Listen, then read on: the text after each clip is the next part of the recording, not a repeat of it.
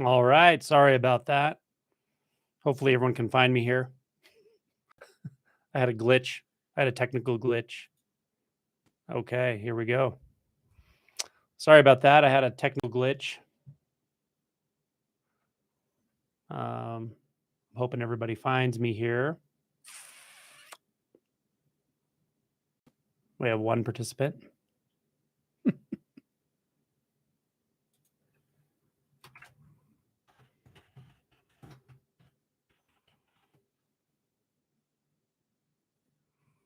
Sorry about the glitch. You hear me okay?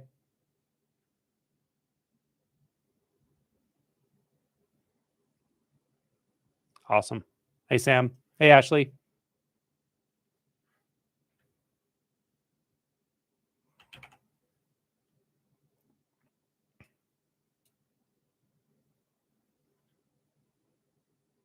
Rain Man, what's up? Thanks for coming. How are you all?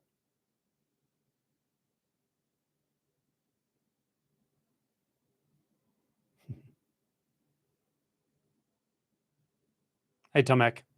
Good to see you. Hey, Ted. Hey, Madge Johansson. Don't know if that's Major or Madge.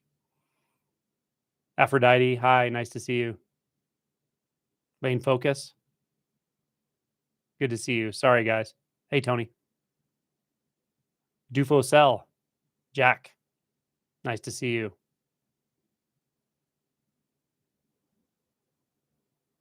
Wen Juan. I'm not sure if I said that right. Violet.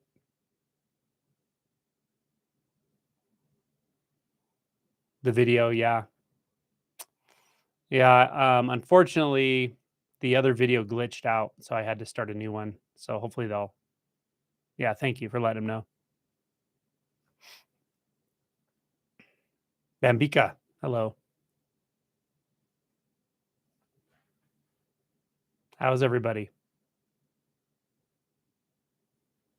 Any exciting news? Hey, Life with Kyle.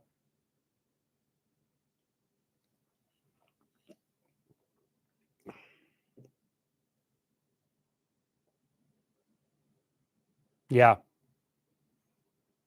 Hey, Frank. Good to see you. So we just got back from Disneyland. Super fun. Got to play with Goofy. Got to go to the new Star Wars area. It's not that new anymore, but it's really cool. It's looks like you're in some set of Star Wars, like on some other planet. It's really immersive. It's pretty amazing. They have a couple cool rides there as well. Yeah, it was raining really hard on Friday. Yeah, it was raining really hard. So we were there for a little while, but even with ponchos and stuff, he got pretty wet. So we headed home. But Monday through Thursday, it was pretty nice. There was a little rain on Thursday.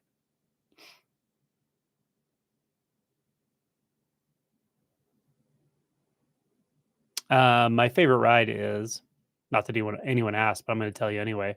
My favorite ride is probably Pirates of the Caribbean. It's just a blast, and it's such a classic. But the new ride called Rise of the Resistance in Star Wars area is awesome. It's incredible. It's really, really good ride. From Copenhagen. Nice to see you, Andres. We can always do a Disney Q&A. Sure. I'm not a huge Disney expert, but I've been there a bunch of times and I really enjoy it. You can ask me Disney questions if you want.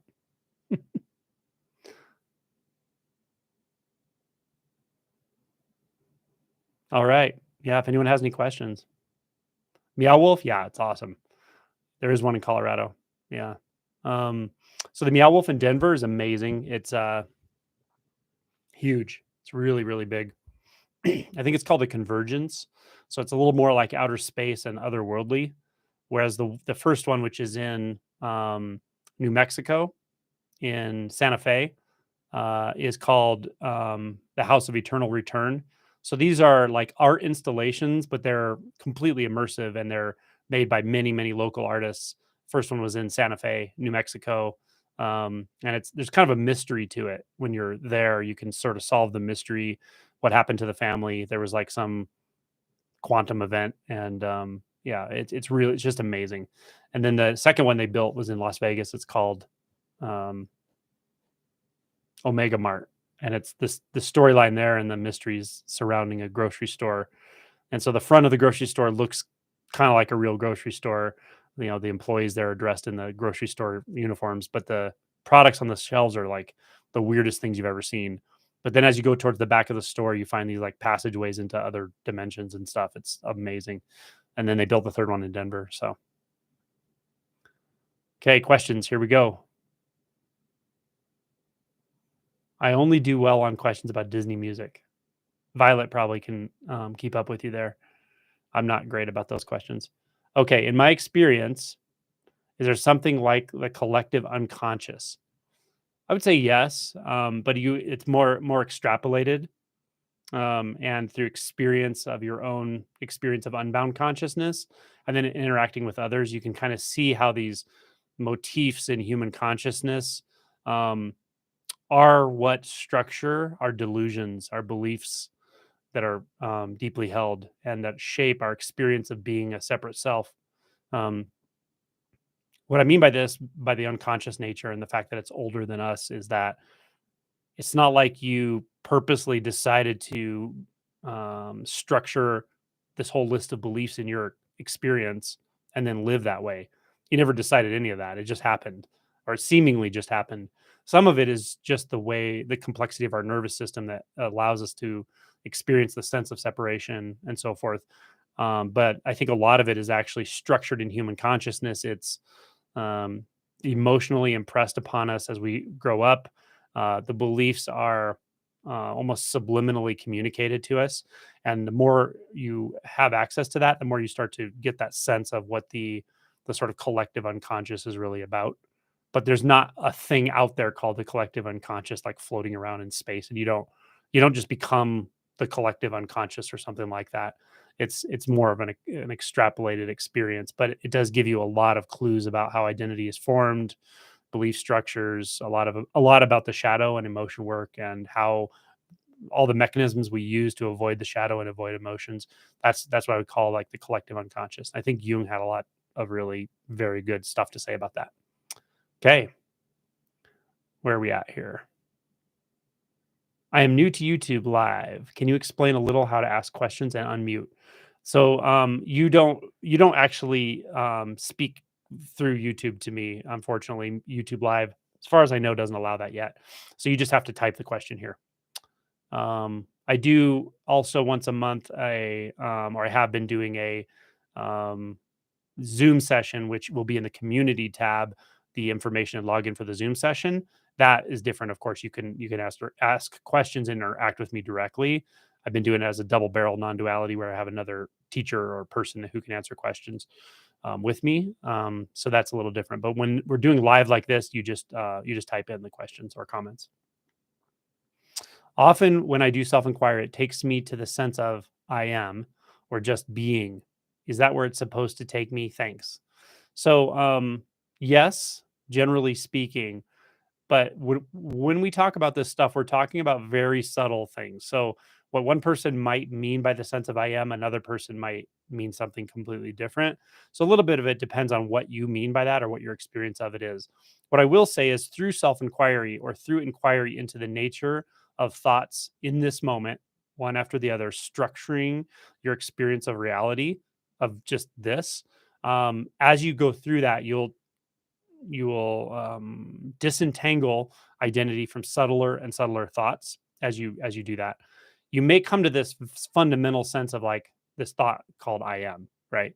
I would say in that moment, if you recognize that as such, if even that's a thought, then I would continue to inquire beyond that. Well, what's here if the sense that I'm experiencing this is seen to be just a thought? What's beyond that? What's below that? That's where I usually point people until it's completely unstructured thought experience, right? Because if there's a sense of I am, what does that imply? There's someone else, that there are others. Um, and usually the goal with this initial inquiry, the self inquiry, is to find your way through the barrier of identity until there is actually a fundamental shift in identity, similar to the video I posted today about my definition of awakening. That's usually what I'm pointing someone to. It's not to an experience, including the experience of I am. Now, with that said, often after that shift, um, I don't know about often. I'm not sure intuitively this just comes up, but I think based on your expectations, if you come from a Advaita Vedanta background or something, you may call that experience beyond that I am. The I am, the fundamental I am sense. Um, but the key really is that shift in identity. So if you're sitting and you're inquiring, your mind is getting quiet and you start to notice, oh, thoughts that say, oh, this is happening, that's happening, those are thoughts. The mind gets quieter. Then there's a sense of like, oh, here I am. I get to this fundamental sense of I am. That's a thought too. So what's beyond that thought? When you recognize that's just a thought, what comes next? Yeah. And you might just find yourself faced with this like abject mystery, undifferentiated experience. That's where I want you to go. Okay. Next is Tomek and more spiritual related. Where do we go when, where do we go while in anesthesia? You never went anywhere because you never can go anywhere because you never became anything to begin with. Is it our true nature that deep? Your true nature is you can't get away from it. It's not a special experience. It's right here, right now. There just sometimes is other stuff going on that feels like thought. Feels like may not feel like thought. It may feel like you or your life or solidity or perpetuity or expectations. That's just a little extra stuff going on. But even that's not doesn't take you apart from your true nature because there's no way to be apart from one's true nature. And then when that's clear, then the sense of being someone at all, you'll see through it. Okay, found you all. Good. I'm glad y'all are finding me. It was my mistake to screw that up. So hopefully I don't lose too many people. Hey Jan, if everything is a thought, aren't beliefs, emotions, and fear results of thought? They are all structured in thought. Beliefs, the narrative aspect of emotions are thoughts. Yeah. Sensation that is associated with an emotion. That's not a thought, but it's also not a thing. Yeah. So a good practice would be to when you feel an emotion, let's say you feel fear, is to feel the sensation in the body as if you're a complete simpleton or an infant and you don't know that's called fear. And you certainly don't know a story that it's about, that it's because of that thing that happened a minute ago or whatever. It's not about any narrative. It's a direct experience. Feel it that directly, that closely, just the sensations too. So it's a good practice to do that and then come back and actually look at the narrative. Oh, the narrative says I'm feeling fear because this happened and that happened. And it relates to my childhood because then this happened and etc. Or I'm afraid of losing XYZ, or I'm afraid of not having stability or safety, whatever. And seeing that there are those two very sort of different components to the experience of an emotion. And once you can do that, you can experience each one individually. You can do a lot of different things, or you can do nothing at all. But one thing you can do is ask yourself which one feels more real, which one feels more direct. But you don't have to do that. Okay, good question. Rob McDonald. If our action figure can't ever know what we really are, okay. If there's a perception that there's an action figure, I'll say it this way: if there's a perception that there's an action figure, there's already a perception that there's a self that has that action figure, like my action figure, and that kind of thing. Does that make sense? So it can be a way to speak, and people do speak in that way. You might say the conventional self or something. The action figure is like the conventional self. But if you believe it, if you believe that's something, like if it feels like you, then the sense of you is already there, right? Um, so just know that those are kind of equivalent at that point. Um, Now, can it know what we really are? No, right? The sense of self that's an illusion is not going to know what you really are because, well, how could it? How can an illusion know what it's reflecting, right? Or what it's supposed to represent. Let's say it that way. I'm on a one-pointed approach. I like that. Yet all I see is the thoughts and senses. Yes. Do I just keep asking and it will unfold? Um, when you're on a one-pointed approach, I would direct you into consciousness or into the thought space rather than the senses themselves. So just keep going inward into that very center of what feels like you in the thought space. Where do the thoughts about you originate? Where do the perceptions of what's happening apparently out there, where do they originate? Just go back, back, back, back until you're holding that space with a certain kind of alertness, but a sort of relaxed alertness to where you see you don't have to do anything else except for be alert for the formation of the next thought, the subtlest formation of the next thought, and the subtlest rustle of consciousness, movement of consciousness. As soon as that starts to form, just notice that's a thought. And back to this. Again, it's like an undifferentiated experience of consciousness. It's before even I am. It's before any structured thought at all. That's where that one pointed can take you. And then just stay there. Don't separate from that at all.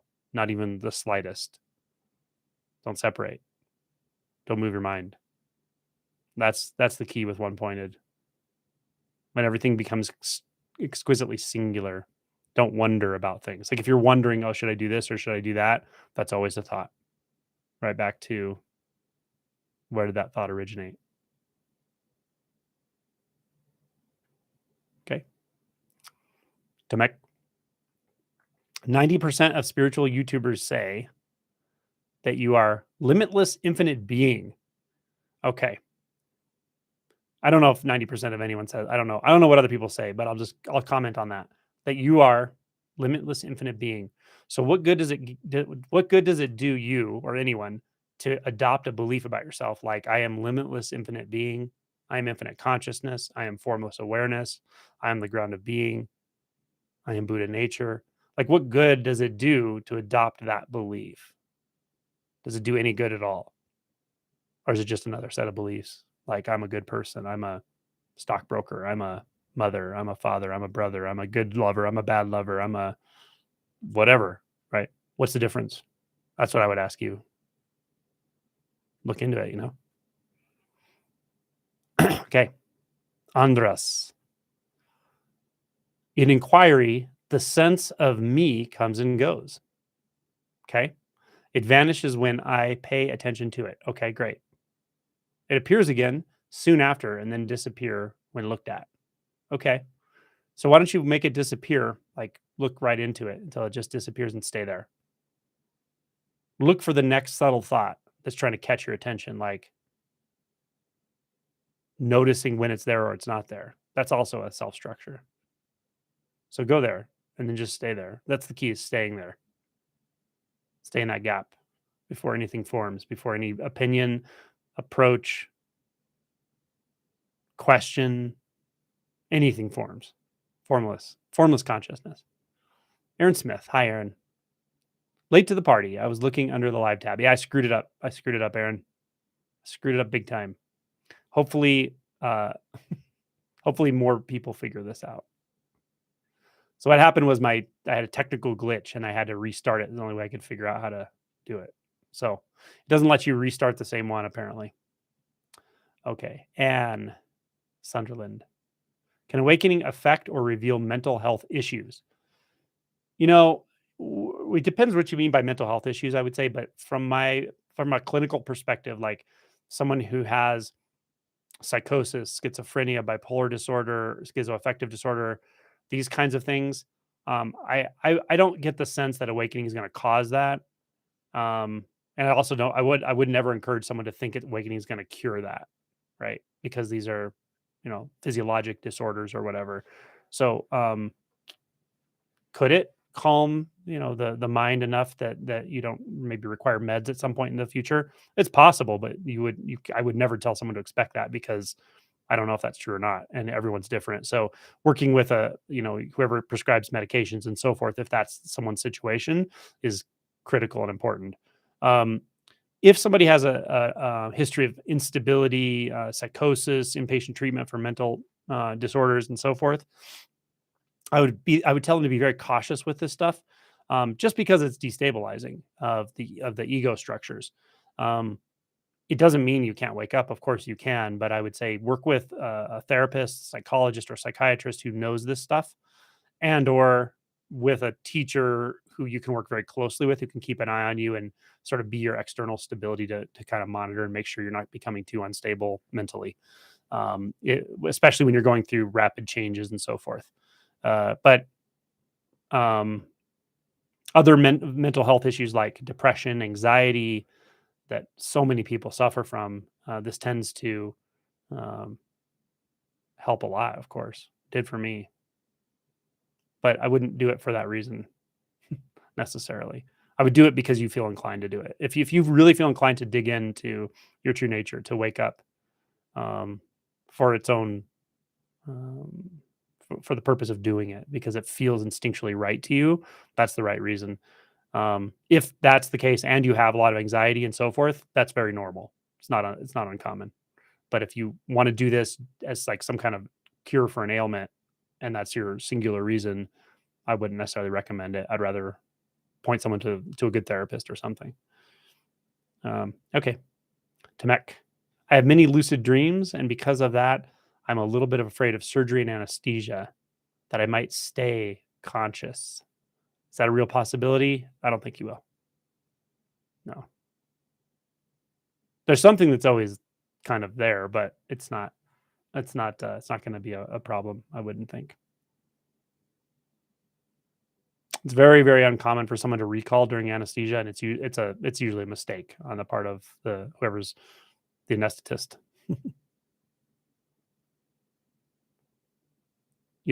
Most people feel like it's a deeper sleep than they're used to getting, even in deep sleep. It feels very refreshing.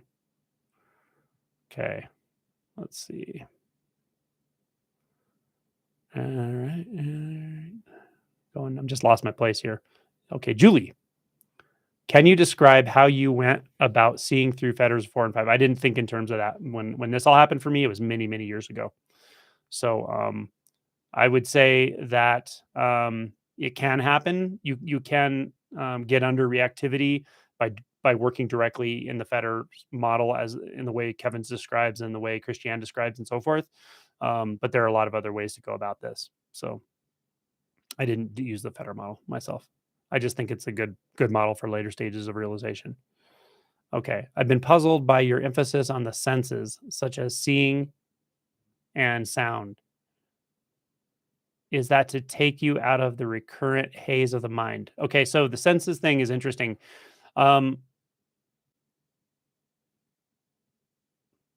I would say hold this lightly, take this with a grain of salt. I'd say the majority of the way people teach spirituality has to do more with consciousness and or awareness, depending on how they're using terminology. Um, which it really are about earlier stages of realization. When it comes down to deeper realization, you really have to investigate the nature of the sense fields, and that's to really realize non-dual clarity, formlessness, and so forth. It's something that happens in the sense fields. Doesn't mean you have to investigate it directly or purposefully. It could happen on its own, but that's the approach. It's not about being in a space of unbound consciousness. The reason that is because that's a meditative experience. It's not a constant experience. You're not going to walk around in an experience of unbound consciousness. It's very difficult to do that. And again, that first unbinding, the unbinding of the separate self in consciousness, is the first awakening. It's critical and it's important, but at some point you have to go out to the senses to investigate. So when we're talking about deeper stages of realization, you find fewer breadcrumbs. So something like the Bahya Sutta in Buddhism, which is a very famous sutta, points to this very clearly, and how to investigate the senses. But there are other pointers out there. So that's really what that's about. It's really the non-dual experience. It's not an experience. The realization of non-duality is something about the way the world actually appears that changes.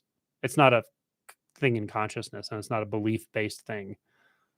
You could say it's a belief in one sense, but it's really a more fundamental thought structure that actually makes the world appear to be dualistic, and that can be undermined. And that going out to the senses helps with that a lot, and stabilizing that experientially beyond the initial shift is also helpful to remain in the senses.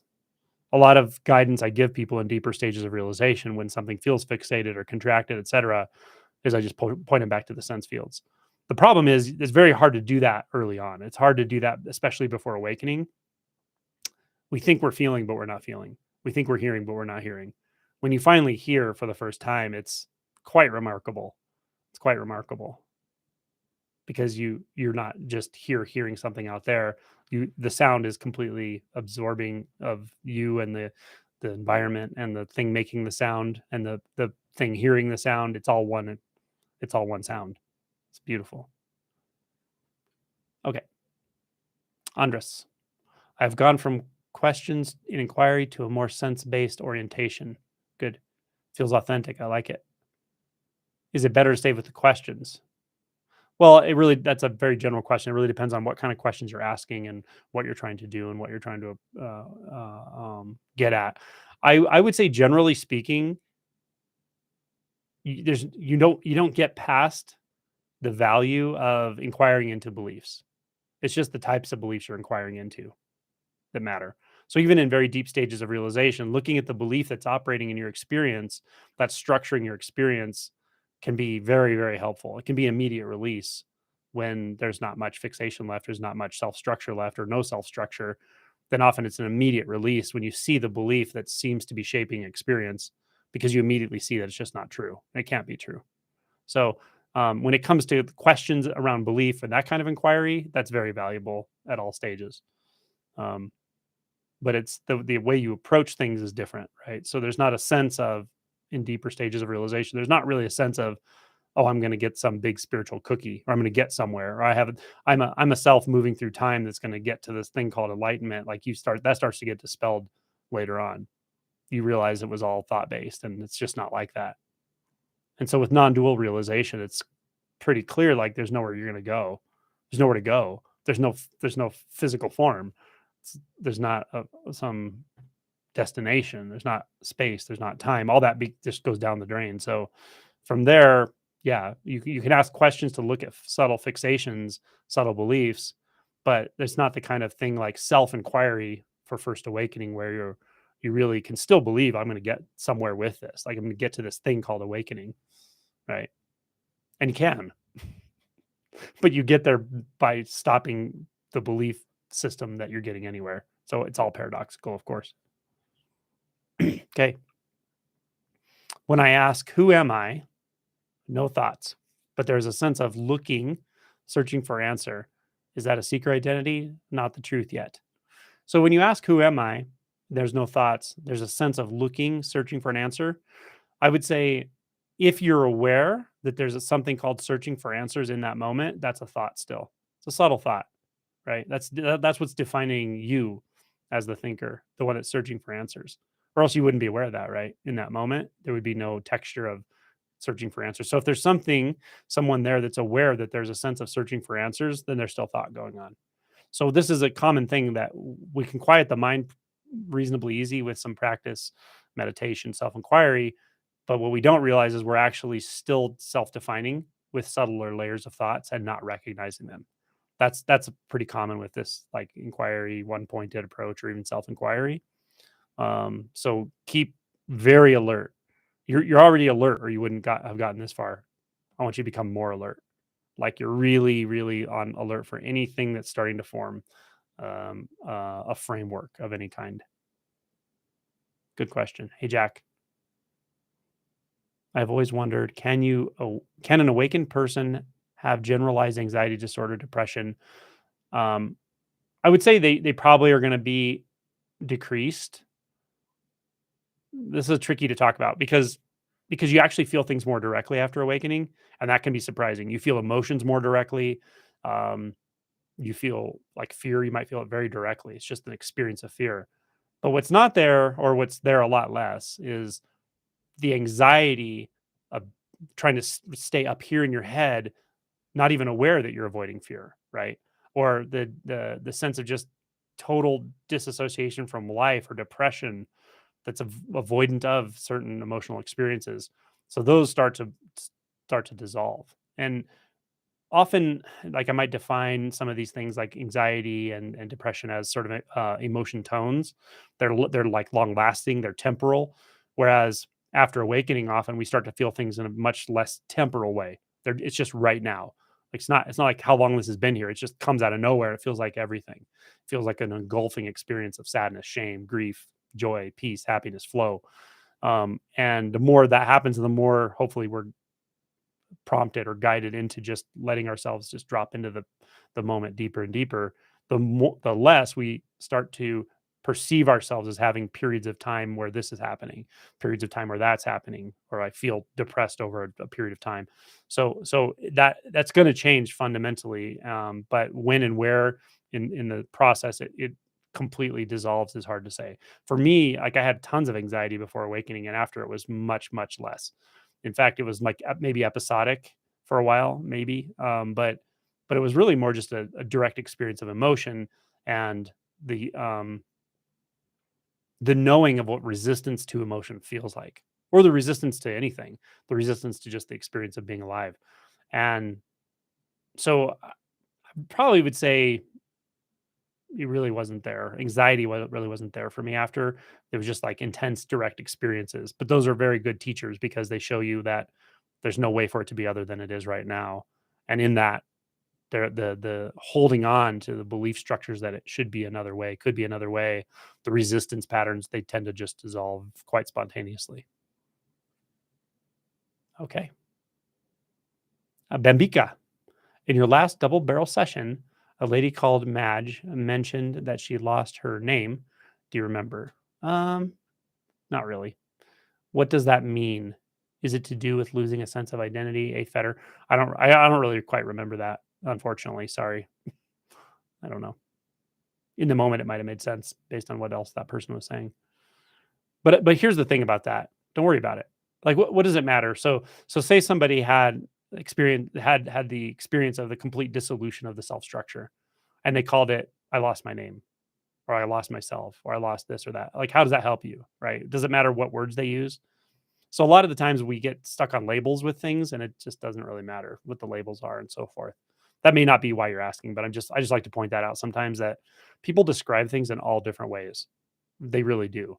And a lot of times, so like if people have worked with the Federer system with Kevin, or one of the people who walk people through that, they're going to describe them in those ways. But there are other people who will not describe them that way at all, but they go through the same shifts. They say the same insights. So could you talk about what a one-pointed approach is? I'm a little confused about how this is different from than inquiry, and how this can be done while working at a demanding tech job. I wouldn't really necessarily work on the one-pointed approach primarily at the job site. I would work on it primarily when you're not at the job site. So when you're at home, sitting by yourself in meditation, you have free time, falling off to sleep, waking up in the morning. That's plenty of time to do it. Can you carry it throughout the day? Well, at some point you might be able to, but it'll just sort of be there, right? Your mind might be focusing on the tech job you're doing, but there's something that's just always there and you know it. That's kind of when the one pointed approach is really catching on fire. So the one pointed approach is really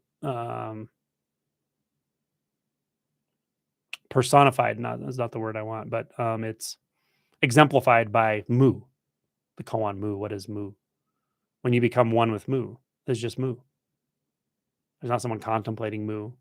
There's no question. There's just Mu. There's no thoughts or beliefs about Mu, about what it means, about whether it's Zen or Japanese or the historical koan itself. None of that's there. You, not there. Your storyline, your life. No, it's just Mu. Just Mu, Mu, Mu. That's one pointed, right? It exhausts everything. It exhausts everything in the universe. Does it have to be Mu? No, of course not. It can be who.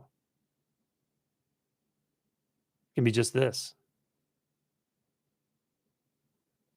Nothing moving. The mind not moving.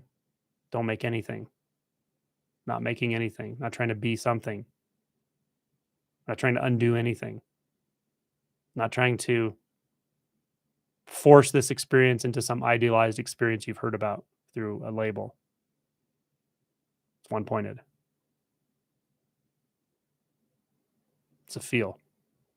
But Mu is the, at least in Zen, it's the epitome of one-pointed. Great questions, I agree. Okay.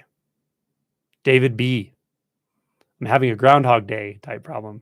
I go to bed feeling very expansive, like I'm about to drop in completely. Drop into what? You got to ask yourself these questions, right? If you're laying in bed going, I'm going to drop in, what do you think you're going to drop into? Your mind has an idea about that, right?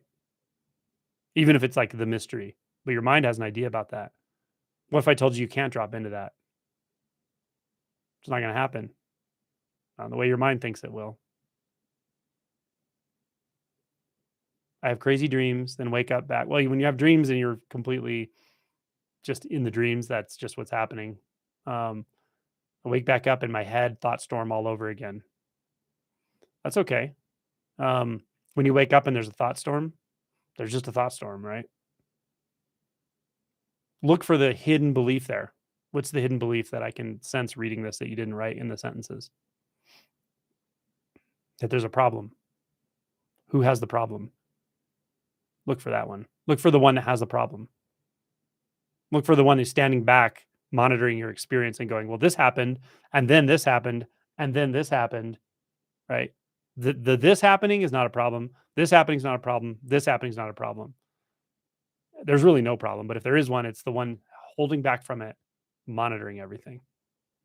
Paul Hederman has a nice quote. He says, he talks about selfing, and then someone will call him up and say, I've been selfing all day. And he's like, no, no, no. Right now you're selfing. This is the selfing. Does that make sense? So stay with it right now. Don't worry about what happened 5 minutes ago, last night, the night before.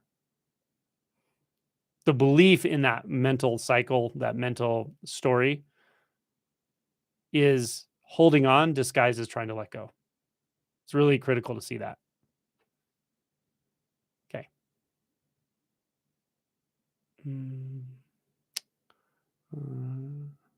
Is it wrong to want a big spiritual cookie? No, it's fine. You're just not going to get it. All right.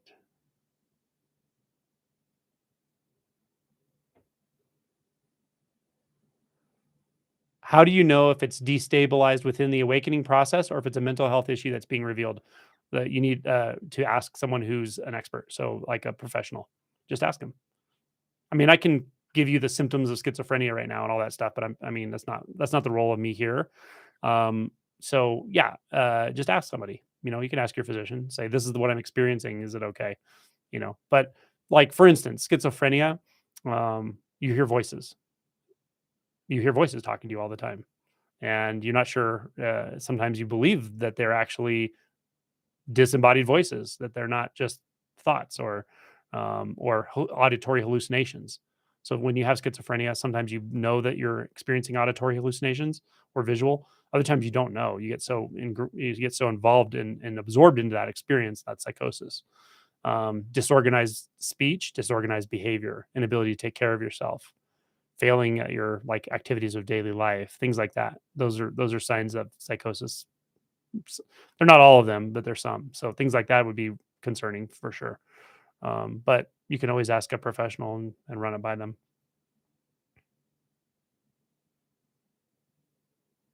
When the mind's going crazy, I'd say generally speaking, the mind going crazy is sort of human nature. Yeah.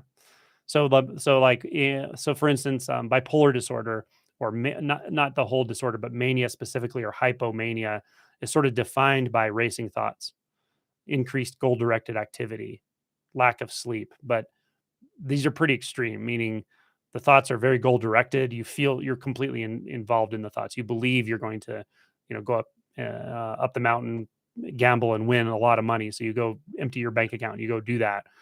You sleep 2 hours a night. You sleep 1 hour a night. You've been up for days and days and days and days.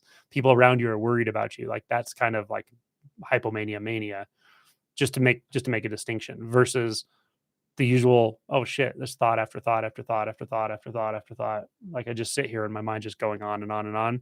That's human nature. That's human consciousness. That's the default mode network and what it does. So it's a little bit more about behavior and what the outward effects of your experience are, whether you can make decisions that are safe and healthy, whether you can function in your daily life on a moment to moment basis. That's more what would define the difference between a mental health issue and the normal blah blah blah of your mind that goes on and on and on that people don't talk about and act like it's normal, but it causes suffering. Yeah, I don't know if that's helpful, but hopefully it is. If the awareness of the observer, okay, and the observed comes to an end, okay, what do you mean the awareness of the observer and the observed? Think about that. Where's the awareness? So there's like awareness somewhere, and then there's an observer, like maybe here, and then the observed, which is out there. I don't know if that's how you mean it, but that's kind of how I'm reading it. If that comes to an end, does the awareness mean? Well, that's the problem with the awareness thing, right? That's what I'm kind of pointing at. The awareness doesn't mean anything. It's a thought. It's a belief. So because when the collapse of subject and object occurs, then it's clear that there's no like cloud of awareness. Well, especially when the experience of form disappears, the illusion of form, it's clear there's no like cloud awareness. There's no background. There's no basis. There's no um, ground of being. Yeah. There's no like, and if when you look at, I know it sounds like, how do you know that, right? But it's just becomes extremely clear that this idea of awareness is an idea. Awareness isn't apart from the sound. Sound and awareness are the same thing. Where else would it be? There's sound, there's sensation, there's taste, smell, colors, forms, shapes, thought, like consciousness, right? Wherever that is.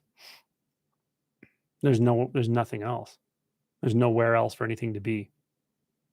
And that the sense that there is somewhere else that anything can be essentially is dissolved with non-dual realization. It's just vivid sound, hearing, vivid colors and forms, seeing. That's all there is. That dispels that illusion of some kind of disembodied awareness. Okay. I don't understand how practicing with Moo is an inquiry practice. It starts out as an inquiry practice, and then it turns into not an inquiry practice. It's kind of a evolution of the process itself. It's definitely not a mantra meditation. Okay. You could use Moo, like you could say Moo, Moo, Moo. That's not what I'm talking about. The spiritual cookie thing is so funny. Love it. Carrie, is there a heart sense, as in when there's a feeling of great expansion and awe, like when you're in nature, and it's as though love, appreciation, and joy kind of comes through the heart? If that's your experience, that's awesome. Yeah, if that happens, that happens. But why do you want to check? I might say it this way. I'm not picking on you, but why do you want to check that out with me or anyone else? Right? That's what I notice more is like a little bit of doubt in there, because whatever happens happens. Now, what I will say is if that happened yesterday and you're thinking about it today, it's a thought. But in the moment, you certainly know when that happens, right? It's just immersion, this beautiful immersion. But the quote unquote problem isn't whether or not that's happening or could happen. The problem is the attachment to it, right? Because oh, that felt so good. Let me see how I can make that happen more. Enlightenment. That's how I'll make that happen more. But it doesn't really work like that. But that heart experience, that heart opening experience is really it overlaps with non-dual realization, is from my experience. Okay. I think one of the biggest surprises for me is how much I suppress emotion despite being a very emotional person. Yes, yes, yes, yes, yes. That's so good. That's such an important insight. Man, I think Gongji and I talked about this, but this is something I've noticed for a handful of years is that wrote about it in the book. We can avoid so emotion avoidance of emotion or repression of emotions is an epidemic. It's a massive epidemic among humans. And often until deeper stages of realization, you don't even realize how freaking pervasive it is in yourself and others. But I will say that it can be just completely denying the fact that you feel anything. Like you just don't, you're just, or not even denying it. You're just totally numb and you don't even know you're feeling anything. But it can also be like almost an overindulgence, no like being overly descriptive about emotions and talking to other people about them a lot. That's another way to avoid emotions, actually. Because if you, when you finally just feel an emotion, you realize like, is it something you need to talk about? Not really. Is it something you can even talk about? Really? Not really. It's just an immediate, immersive, engulfing experience. Doesn't mean you shouldn't talk about it, but you definitely can avoid emotion by thinking about emotions, talking about emotions. And I've had good number of people tell me, "Wow, I used to think I was feeling so much emotion, and I realized I wasn't. I was actually using that to not feel emotions." As weird as that is, our minds are complex and they can distort a lot of things. So it's good. Once you see it, it's great because then you're like right on the path to just being alert, welcoming for whatever emotion occurs, and just feeling it. You know, that's it. That's all that you're called to do is feel and honor it to the degree you can. Be open to it. Let it teach you. Let it show you how it unpacks itself, how it sees the world. Yeah. Hey Danielle, nice to see you or see your name, hear from you. All right. Scrolling down here.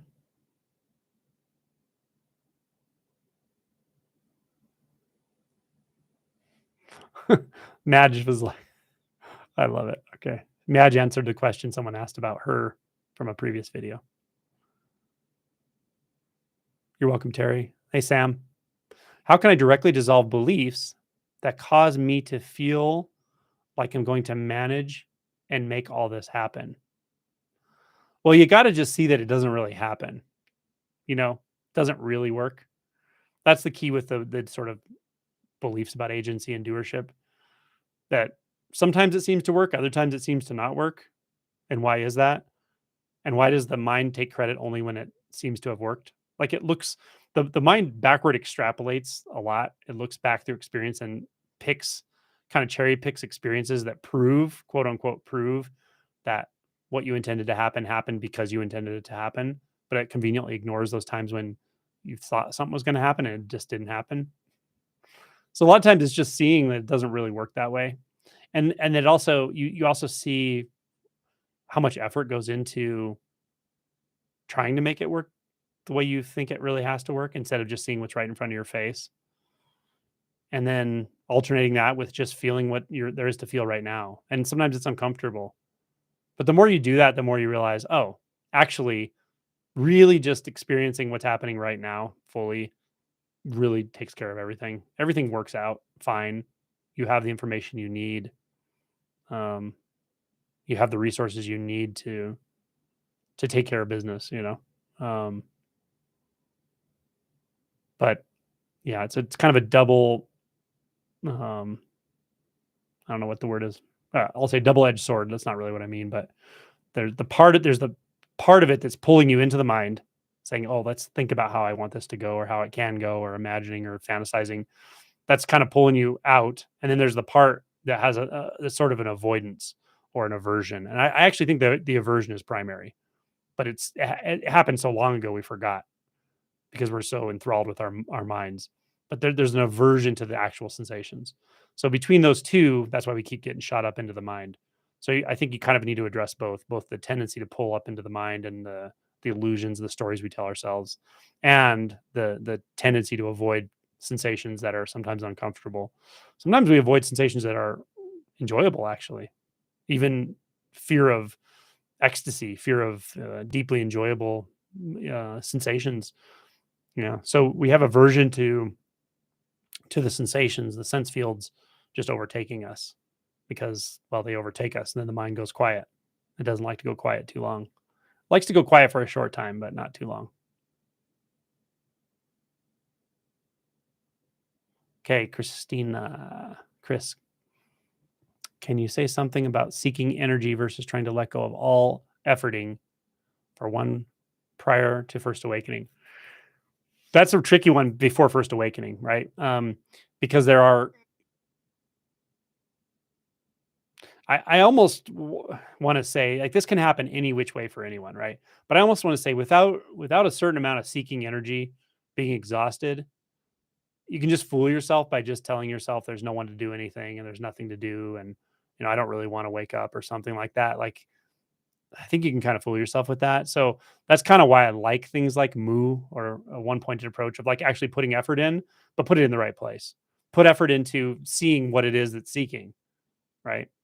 Um, or just getting so one pointed that there's just a massive reset that happens. But there can be effort put into that one pointedness. There can be effort put into Moo. In fact, a lot of effort, and that's okay. It works. Also, effort into self inquiry. Also, effort into um, being alert enough and willing to keep um, uh, discarding the subtler and subtler thoughts that are forming your experience right now. All those things require some form of effort, and it's okay. When awakening happens, when the shift happens, is it clear that there's effortless presence that's always here and it has nothing to do with any idea you've ever had about yourself? Yes. Yeah, but you can't really cheat the system, unfortunately, I think. Sometimes life will do it for you. Like life will pull the rug out from under you so many times. But even then, I see like people who've had their rug pulled many times, they often wake up quickly, but they still sometimes need that pointing. They need like that, the pointing and turning their attention back inward toward, well, who are you? Or become aware of the next thought.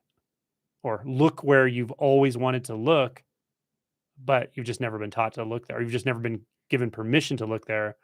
In fact, you've been instructed to look everywhere else but there. So often people have had the rug pulled many times, have had just very challenging lives and so forth. They do wake up very quickly, but even then, they still often need some kind of inquiry, some kind of effort. So, yeah.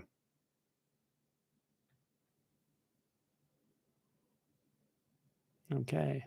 Lynn. Oh, I explain things well. I'm glad to hear it. I probably don't always explain them well, but I do my best. Is Buddhist goal to not be born again into this world another belief or a real possibility?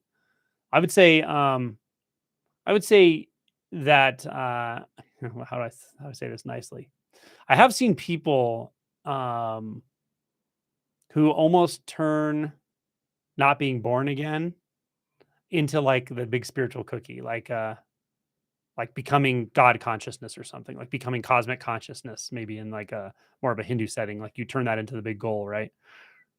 Like as if it's going to give you some relief, right? Why do you want relief?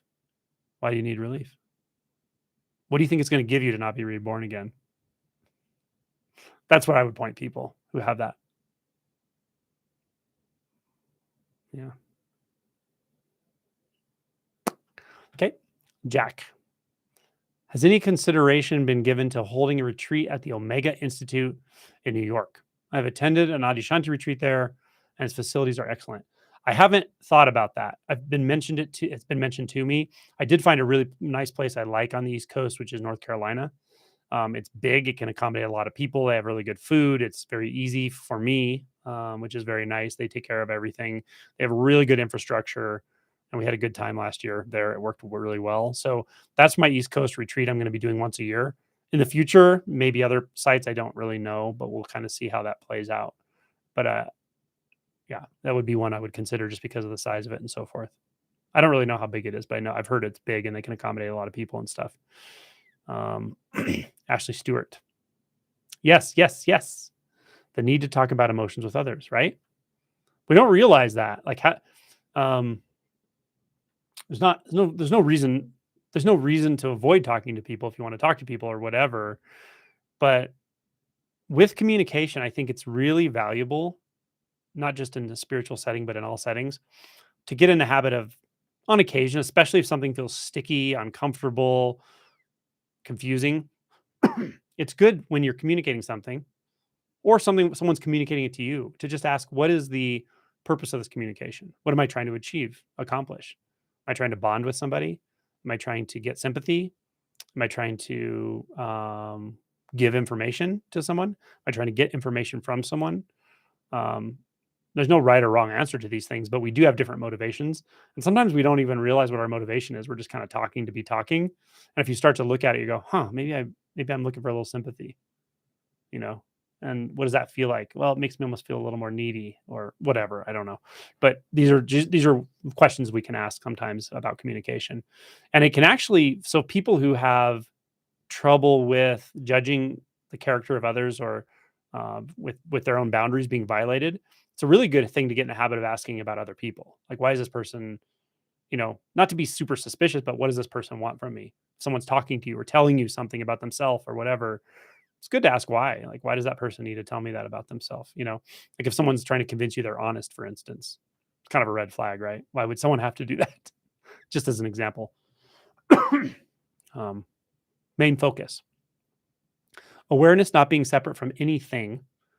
It seems Eckhart Tolle's teaching doesn't take one fully to enlightenment. He says, you are the space of consciousness where every form comes and goes. Um, you know, I really don't try to negate other teachers' teachings. And I often, what happens is like a specific quote will be taken from someone's teaching, and then they share it. And then it's like, what does this mean or something? Um, in the wider context, like I could see myself saying something like this in the context of self-inquiry, or in the context of practicing remaining in unbound consciousness. It's a valuable practice to undertake, but it's a practice. It's not in and of itself an insight that I am consciousness necessarily. When you have that first shift, it is quite like this, right? Because everything you thought was you, everything you thought was your life, everything you thought was true, and everything you thought was false, and everything you thought was true about other people, and everything you thought about the storyline of your life and the hardships and the ups and downs, all of that, all of it was just made out of consciousness. It's all thoughts. And all of a sudden, the sense of being the thinker in consciousness also dissolves into the consciousness. So the thinker, the thoughts, the beliefs, the time, the space, all of it is just consciousness. That's the shift. That's a very important shift. Not a belief. If you just believe, you can believe what I just said. That's not going to help you.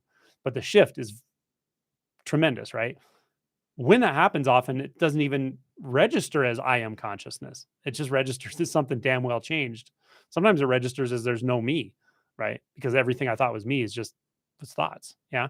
So how that lands doesn't actually matter, but the shift does matter. So it all I will say is that is not the final position of enlightenment. It's not, that's not liberation, but you can identify with it for a while. And again, I might point someone that way at the right stage or in that stage or something. So I can't really say what the totality of Eckhart Tolle's teachings is.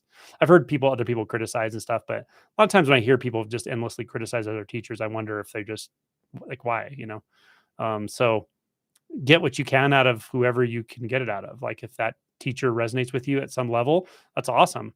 If at some point it just doesn't resonate anymore, like it sounds like they're saying the same thing over and over, then maybe try someone else or look around or get a different kind of teacher or something. That's all I would say. So, okay, let me see. You're really not giving any beliefs out while answering. It's annoying and amazing. Okay. Well, I'm glad you noticed that. I'm always trying to pull people's rug out. Really, if I'm honest, that's what I'm trying. Especially if I'm working directly with somebody, or even in this way where I know who they are and stuff. Um, it doesn't matter what it sounds like I'm talking about. I'm really just pulling the rug out over and over. That's all I'm really doing.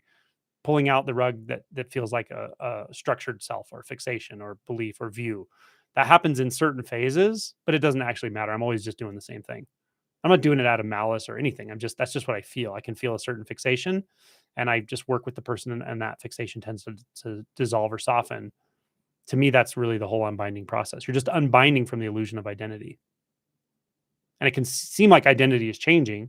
Like you go from this never really fully observed, but sort of assumed identity. Oh no, I'm a person. I definitely was born in a certain time and place, and definitely had that story. My parents and this and that, and my ups and downs and successes and traumas. Like, I'm sure that's really real. And you go from that to this experience of like, holy, well, shit, I really can't know any of that.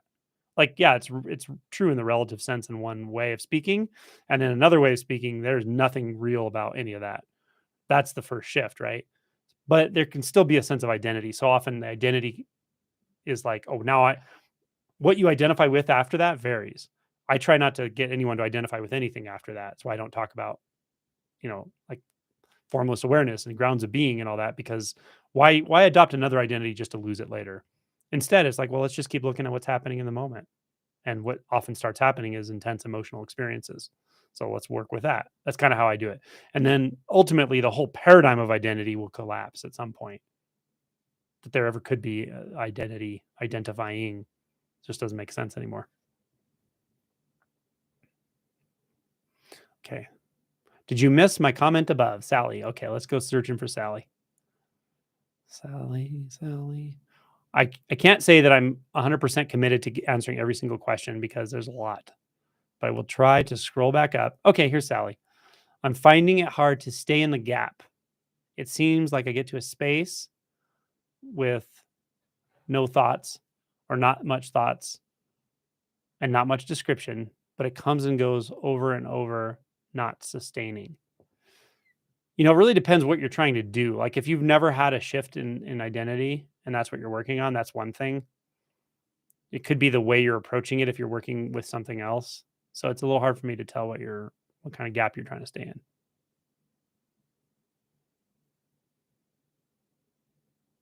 And coming and going is fine. Like, why is that a problem, right? So the identifying belief there is that there's someone aware of the coming and going. Where's that one? Like, look for that one. Right. You have to sort of stand back and monitor an apparent timeline to know about coming and going. Okay. Might have trouble scrolling back all the way down again here. Okay. Oh, Sam, you actually re-quoted the question. That was nice. Such a good guy. I'm seeing Eckhart in a few weeks' time. Oh, cool. I love Eckhart Tolle. I think he's a really good pointer. He tends to point a lot to that unbound consciousness, but it's a very valuable space to point people to and to work from. Um, but I haven't really looked. I haven't watched him for a long time, and I haven't read his book for a long time. But his books are awesome. Inquiry feels like digging out all assumptions. Yeah, I would agree with that. And there seems to be a lot. Yes, there is a lot. There are a lot of assumptions, but there are very fundamental assumptions, such that when you undermine certain assumptions, a lot of contingent assumptions go away too. So that's the nice thing about going deep. Concentrated meditation, sustained meditation, retreat environments, very focused and directed inquiries into specific fixations. All of these are very helpful because of that fact. That if you get to those fundamental beliefs, often you don't have to like go into every single belief about yourself or life or whatever, if that makes sense. Is there a way to find the core assumption that frees the rest? Well, yeah, that's kind of what this is all about, actually. Um, you can't always do that because sometimes you just can't bypass certain things. Like, so for instance, I don't know, maybe you have a really intense shame body. Like there's some area of you, of your history, of your emotion body that's just like a core of shame. And it has like so much gravitational pull that you keep trying to go around it. Like, no, I want to inquire into who I am and just hopefully that'll just go away at some point.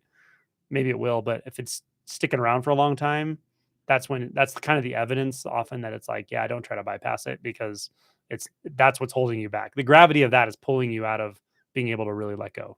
And this is about letting go. So there's a there's an intelligence, I guess, to being open to different approaches and knowing that sometimes, especially in the emotion body, if there's something really heavy, really dense, people are telling you you're avoiding it or you suspect you're avoiding it. And you're like, no, I just want to keep doing self inquiry.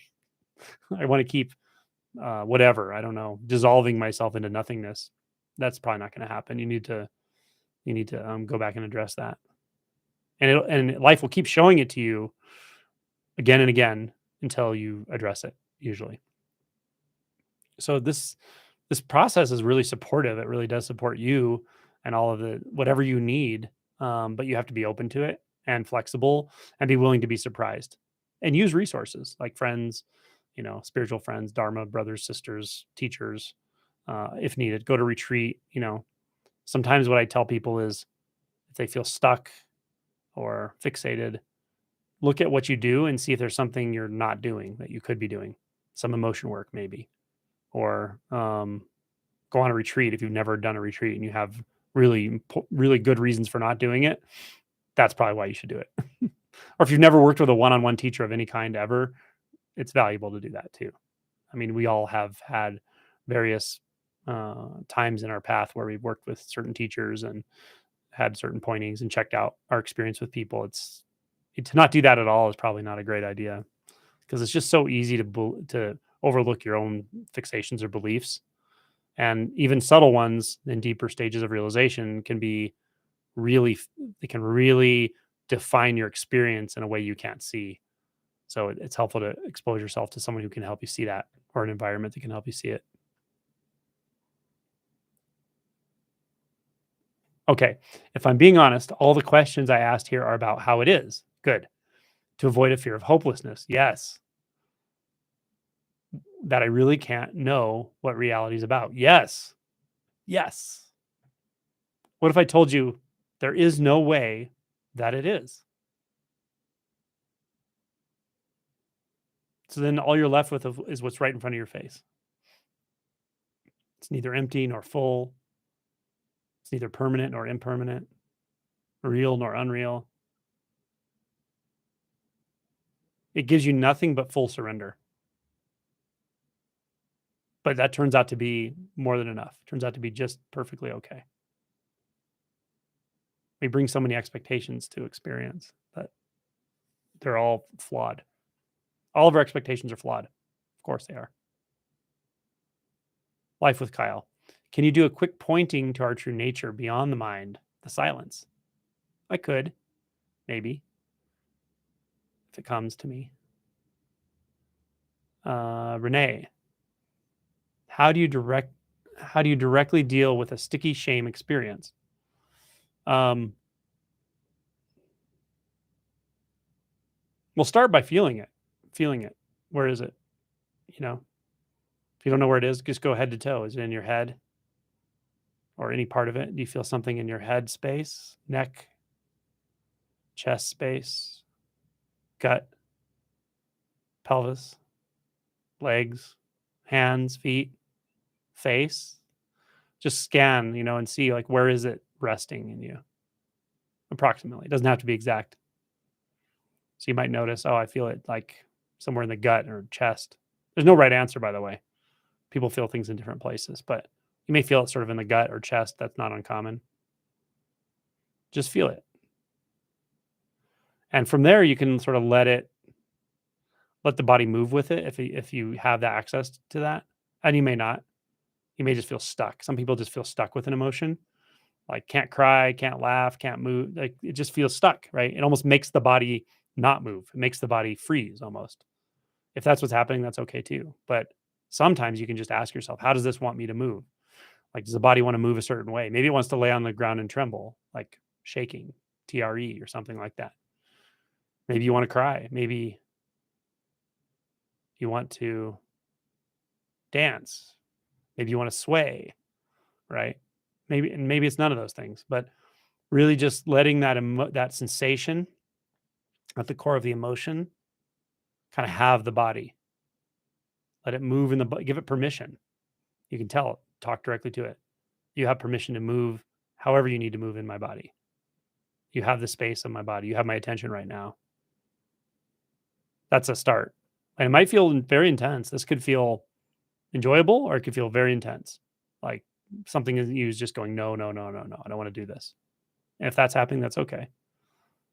But you can make the offer. I don't know how to fully give myself to this sensation, or I don't know how to fully give this sensation permission to be here, but I'm willing to consider that it's possible.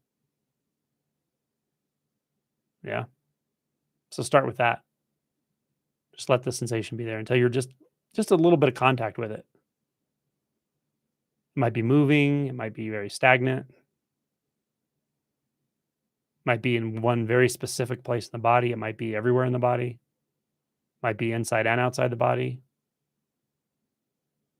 However it is right, not how it should be though. Okay? And that's important because we tend to come with a lot of ideas of how it should be. If we didn't have a lot of should be's, then we wouldn't be repressing emotions in the first place. Then we add spiritual should be's like you should transcend painful emotions or something. It's not true though. So just feel it. Just let it be there. And you can give it a voice, you can let it speak or just ask it what it would say. What does it say? What is its name if it has a name or a title? It might just be shame. It might be I am not okay. It might be there's fundamentally something wrong with me. Sometimes it's very intense, like I hate myself. I don't want to be here. I don't want to be. I shouldn't be. These are all versions of the same energy. And they're all stories. They're all okay narratives to process, to let yourself become aware of. And if you get way up into the thoughts and the narratives or a fear cycle, like no, no, no, no, no, I don't want to be here. Um, just just relax. Just don't try to push anything.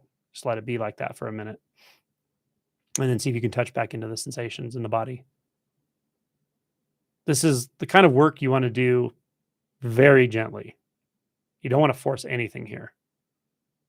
It's not about force or control. If you're adding force or control, it'll feel really uncomfortable. If you're coming to it with curiosity, innocence, maybe even a bit of a scientific mind, like what is this? I am genuinely curious. That's fine. But supportive is key. And you may not feel love for it right away, but at some point you'll start to feel love, like not just acceptance, but you're holding it fully. You're telling it it's okay to be here. You're accepting it into experience when it's never been accepted into experience before. But that can take time. So don't use that as a litmus test either. Just keep touching in as you can. Stay with it. But the key is not to try to one of the important keys is what you don't do. And you don't try to fix it, heal it, make it go away, sublimate it, transcend it, understand it in some invasive way, such that you're trying to understand it so you can dispel it. You're not trying to do any of that stuff. It's really about acceptance ultimately.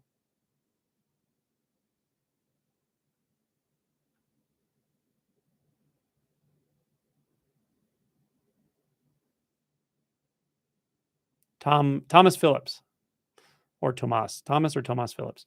I have a hard time meditating for more than 30 minutes. I'm continuously thinking, can rarely get up to 10 when counting. Therefore, I don't meditate much. I do inquiry. Am I missing something?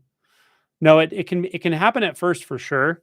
Um, I would recommend a couple things. One is do it consistently. Um, if you can do 30 minutes, do 30 minutes twice a day. Um, so that's one thing is try to do it consistently. If you can only do 20 minutes twice a day, do that if you can do that consistently. And be patient. Um, give it some time. Now, when you if you really want to get leverage on yourself, learning to meditate and learn to get past barriers like 30 minutes or whatever, go to retreat or do an online retreat and just commit yourself to doing the entire schedule for at least one day. That'll break down a lot of your beliefs about these time frames. You just have leverage on yourself when you have the leverage of the sangha, a bunch of people meditating with you, and it's easier in a group for sure. Um, the other thing is say you're meditating and you're 10, 15, 20 minutes in and your mind is just going nuts. It's like thought, thought, thought, thought, thought. It feels uncomfortable, nothing much going on as far as like clear present experience. It's just thoughts. Sometimes just get up and say, okay, that wasn't the right time, and go do something, take care of a project or whatever, and come back and try it 2 hours later or an hour later. Honestly, that can be a big difference. Sometimes the timing of things, your circadian rhythms, your who knows what it is, time of day. Maybe if you just accomplished something, you'll feel a little more relaxed or whatever. But I have noticed that sometimes that you can feel like, God, I can't. My mind is so loud, and there's restlessness and all this. Come back an hour later, and all of a sudden you're like, wow, it's really calm. So I might suggest that if you have a particularly restless meditation, 15 minutes in, just get up and go do something, and then come back later and try and see if that doesn't change it. And you can kind of try different times of the day. Sometimes different times actually help too. Those are some suggestions I have for you. But be patient. It won't always be like that.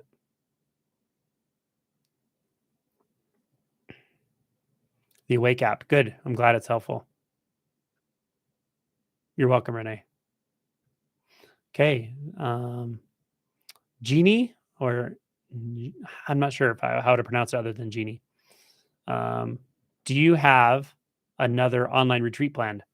I don't, but I will. I'm pretty sure I'll do one in July or in June. June or July, I'll probably do one. I just haven't planned it yet.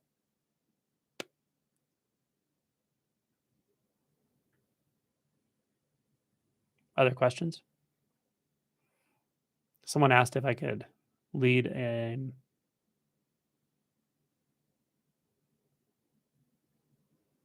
quick pointing to our true nature, beyond the mind, the silence. Okay. Yeah. So it's going to be kind of a guided meditation. We can do that. So yeah, close your eyes or keep your eyes open. Whatever feels the most natural to you right now. Don't overthink it. When we talk about true nature, the mind could say, oh, that must mean this or that. The big goal, something in the future, an exalted state, a state of expansion. But what I'm pointing to is none of those. So your true nature is not something that has any true nature. It's not a certain way. It's far too accommodating to be one way or another way. Far too flexible to be definable. And it is, in one sense, ever changing. But it's not defined by being ever changing, even. It's free of that designation. So, how do you access your true nature? Well, you access whatever is calling you into experience right now. Anything. Is it a sound, a hum, a tick,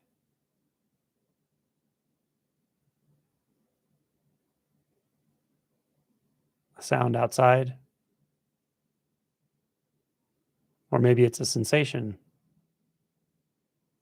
something in your jaw, your lips, nose, face. Perhaps it's some tension somewhere in your body, in your hands or your feet, neck, shoulders. Whatever calls you immediately, that's where attention moves spontaneously. We're not trying to discern where to put attention. We demonstrate to ourselves immediately now that we don't have to control our attention at all. Just flowing, just hearing, just feeling. Now, if there are thoughts, that's perfectly okay as well. One thought, one visual image in the mind. It may be ill defined or it may be vividly defined. But either way, it's going to move, change, morph, ultimately will dissolve. We might have conceptual thoughts, monitoring what's happening, even monitoring thoughts. A thought can say, "Oh, I'm having a lot of thoughts." And strangely enough, that one thought is the only thought in that moment. I'm, I, just the beginning of that next thought. Just as it starts to arise, we can go closer and closer and closer. What is the thought made of? How do I know it's a thought at all? How do I know it's there? There's something there. But I don't have to think about what it is because it's just there. I don't have to find it because I'm already aware of it. I can even let the eye rest because there's just that conscious expanse, that knowingness.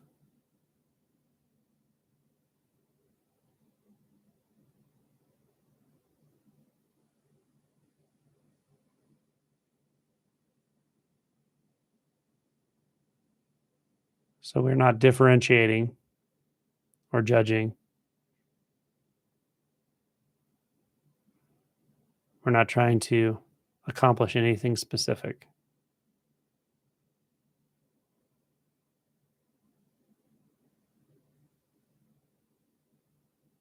We're not looking for the right experience.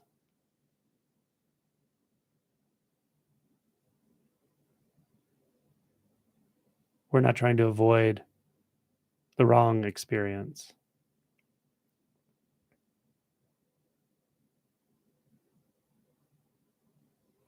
We're not judging anything about experience at all.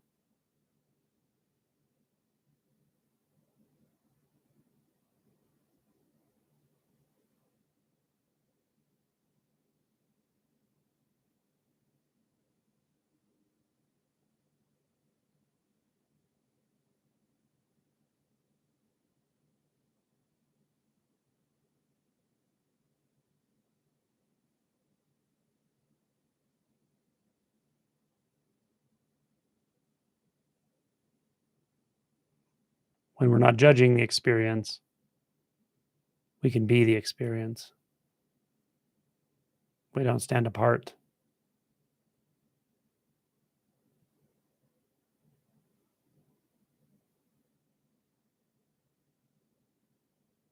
We don't push away. We don't make a boundary.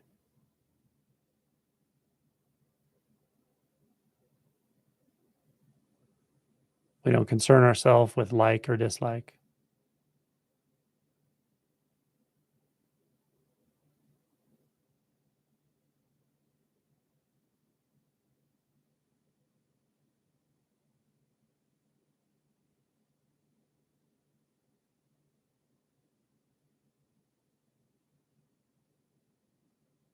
We don't need to go beyond anything. You just take in all the sound.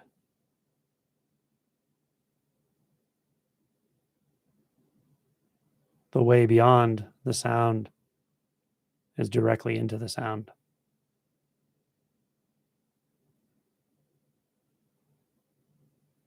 Within and beyond are not two here.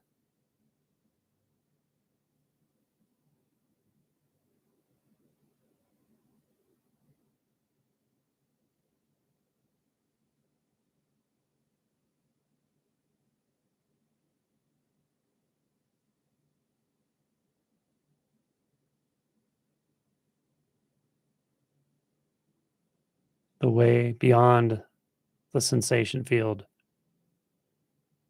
is directly into the sensation field.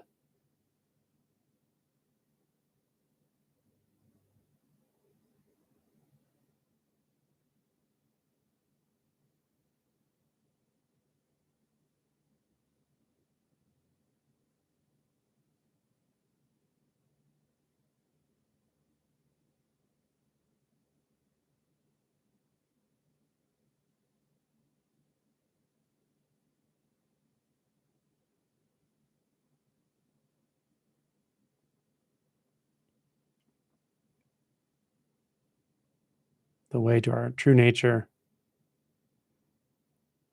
is to fully accept our conventional self, go right through it, so close, so deeply. We see that there really was never anything there.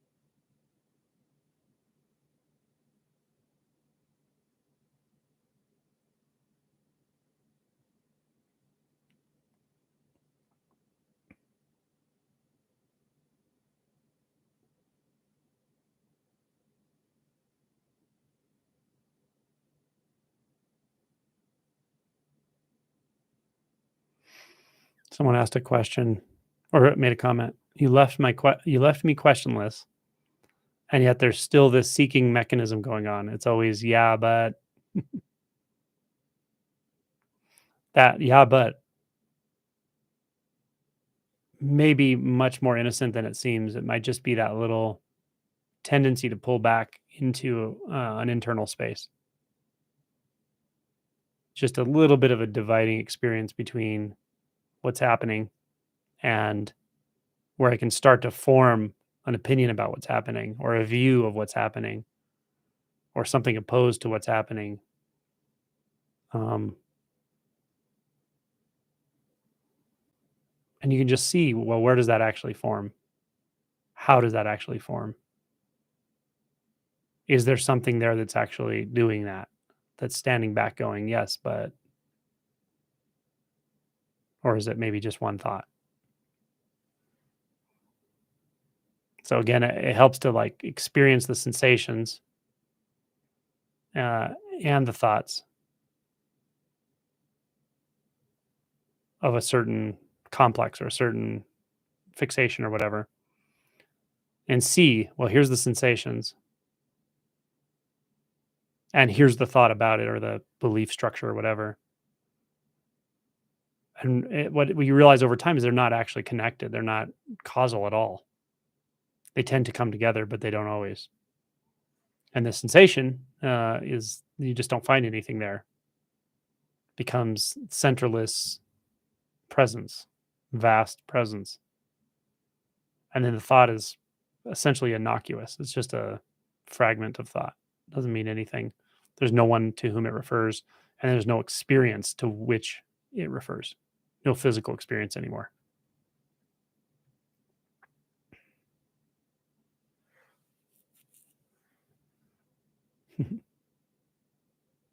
Any other questions?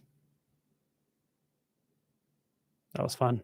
Good questions, everybody, and comments.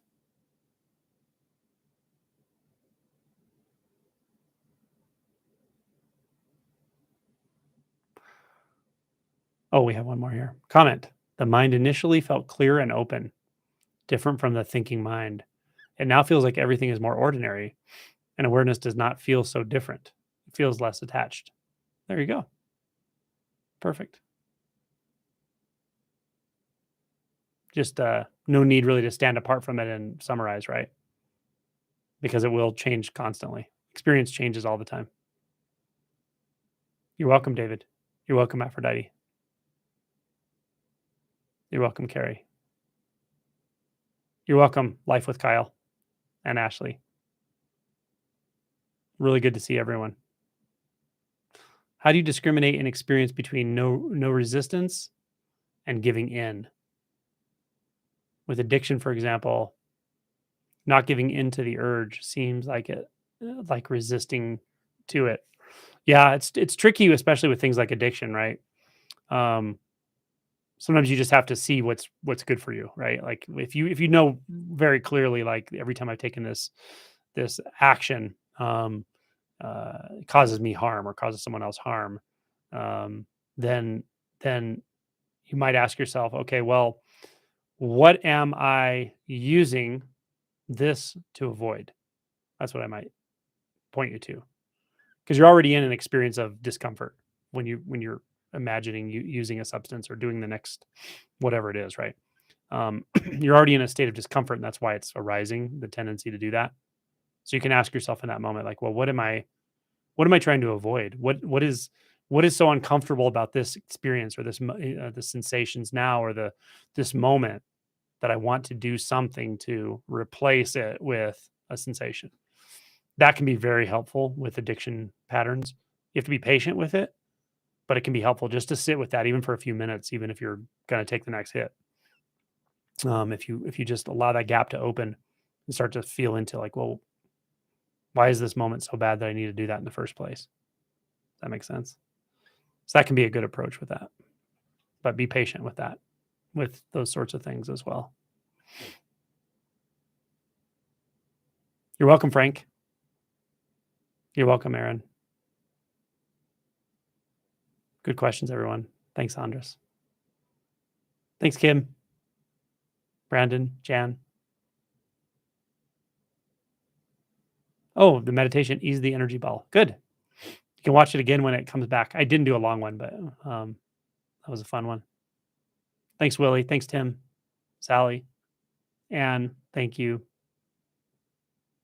Jeannie. Thank you, Yame. Thank you, Tomas. Thank you, Bob. Thank you. Thank you for doing all the work, everybody. It's not easy work. Disorienting, confusing at times, painful, feeling things you don't want to feel, but it's valuable for sure. Benefits you and everyone around you. And just be patient. These things can take some time to unpack and unwind. Thanks, Arnaud. Thanks, Julie, Bob, Wenjian. Thank you, everyone. So I'll put announcements up in the community tab again for members. I'll probably do another double barrel this coming month, as well as another one of these lives. But I don't know when right now. But I'll get them up. I'll get the announcements up soon.